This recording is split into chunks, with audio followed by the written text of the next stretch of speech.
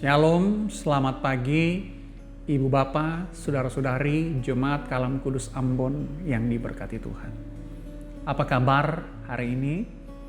Semoga kita semua berada dalam perlindungan dan penyertaan Tuhan, Allah kita yang setia itu.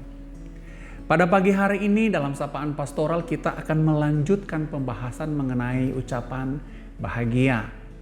Karena itu pada hari ini kita sampai pada ucapan bahagia yang kelima, yakni berbahagialah orang yang murah hati. Namun sebelum kita membaca dan merenungkan firman Tuhan, kita berdoa meminta pertolongan dari Tuhan. Mari kita berdoa. Kami boleh bangun dalam kondisi yang baik. Tentu kami menyadari semua karena kebaikan Tuhan. Karena kasih setia Engkau ya Bapa di dalam kehidupan kami. Terima kasih ya Tuhan. Saat ini kami akan membaca dan merenungkan firman-Mu meskipun dengan singkat. Tolonglah kami semua, baik hamba-Mu yang akan menyampaikan atau kami yang akan mendengarkan. Firman Tuhan boleh berbicara bagi kami semua, menguatkan dan menuntun langkah kami semua sepanjang hari ini. Di dalam nama Tuhan Yesus kami berdoa. Amin. Mari Ibu Bapak yang diberkati Tuhan, kita membuka Alkitab. Dari Matius pasal 5 ayatnya yang ke-7. Sekali lagi, Matius pasal 5 ayatnya yang ke-7. Firman Tuhan demikian. Berbahagialah orang yang murah hatinya, karena mereka akan beroleh kemurahan. Sekali lagi, berbahagialah orang yang murah hatinya, karena mereka akan beroleh kemurahan. Ibu bapak saudaraku yang diberkati Tuhan, ketika kita mendengar frasa kemurahan hati atau murah hati, apa yang terlintas dalam pikiran kita? Frasa murah hati atau kemurahan hati dalam teks yang kita baca itu berasal dari kata Yunani elemones. Elemones dalam kitab Injil biasanya merujuk kepada perbuatan-perbuatan pengampunan yang membebaskan seseorang dari belenggu rasa bersalah. Dalam konteks yang biasanya merujuk kepada penyembuhan.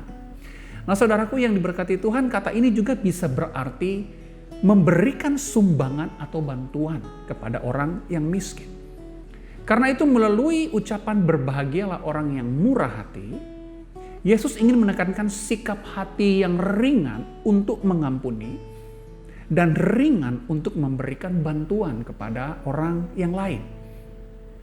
Tetapi sikap ini bukanlah sikap yang hanya sementara saja atau tergantung pada mood kita, ataupun hanya dilakukan kepada orang-orang yang mungkin yang baik dengan kita atau kepada mereka yang kita kenal saja. Artinya ketika kita mempraktikkan kemurahan hati, kita hanya mempraktikkan pada saat kondisi mood kita baik atau enak. Atau kita hanya mempraktikkan kepada mereka yang dekat dengan kita. Atau mereka yang berteman dengan kita.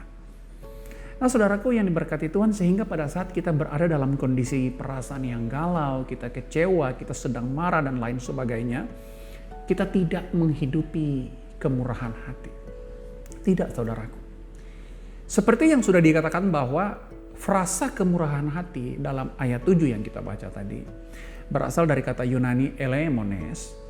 Nah, elemones ini dibentuk atau ditulis dalam bentuk present participle.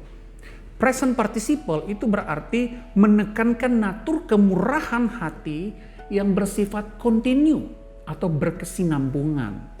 Dengan kata lain, bagi orang Kristen, kemurahan hati bukanlah suatu pilihan, namun sebuah kewajiban yang melekat erat pada diri kita dan yang kita lakukan tanpa tebang pilih.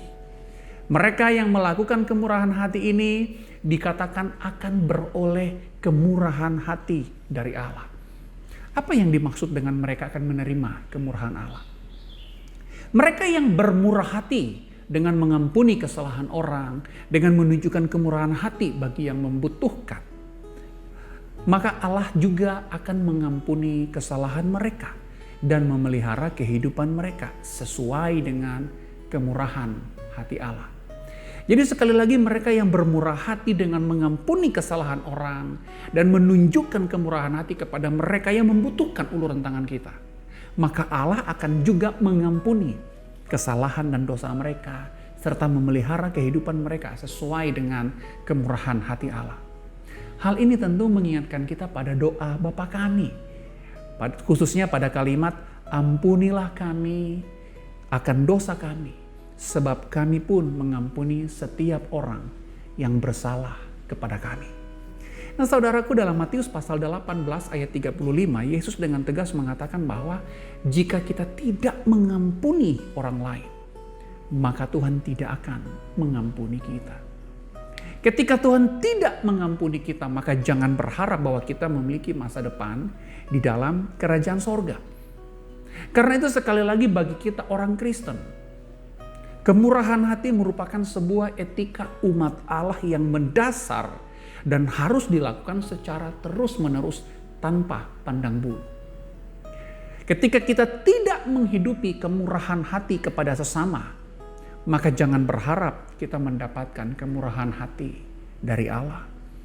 Dan ketika kita tidak mendapatkan kemurahan hati dari Allah, jangan berharap kita mendapatkan tempat di dalam kerajaan sorga. Mengapa? Karena sorga adalah tempat bagi mereka yang memiliki kemurahan hati yang berorientasi pada Allah dan dipertanggungjawabkan di hadapan Allah.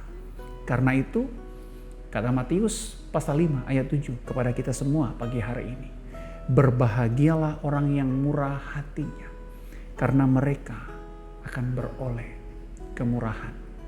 Amin. Mari kita berdoa.